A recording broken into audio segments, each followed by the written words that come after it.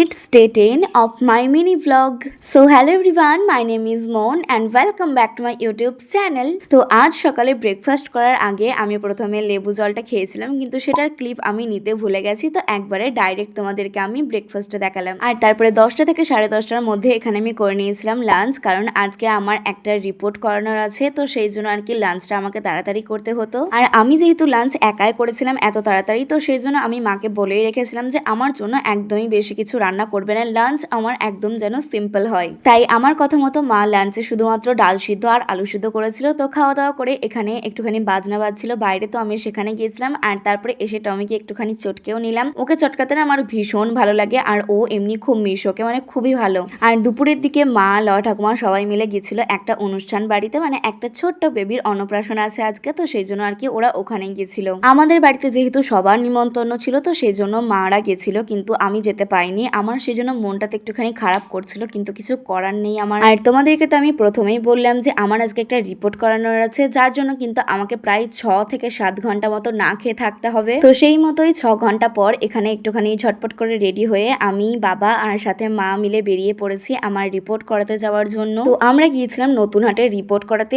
আর সেখানকার সার্ভিস এতটা পরিমাণে বাজে যে তোমাদেরকে কি আর বলি, ভীষণ বাজে বিহেভিয়ার। সাথে ওনাদের অ্যাটিটিউড ছিল একদম নাকের ডগায়। কেন জানি না আমার এটাই বারবার মনে হচ্ছিল যে ওনারা এটাই হয়তো ভেবেছেন যে আমরা আমাদের টাকা দিয়ে না, ওনাদের টাকা দিয়ে রিপোর্টটা করাতে এসেছি। বিশ্বাস করো, ওখান থেকে রিপোর্ট করানোর আমার বিন্দু মাত্র ইচ্ছা ছিল না, কিন্তু আমাদের কাছে আর তেমন কোনো উপায়ও ছিল না, তাই ওইখান থেকেই করেছি। তাই আমি তোমাদেরকে এটাই বলবো, তোমরা কেউ প্লিজ ওখান থেকে রিপোর্ট করাবে না।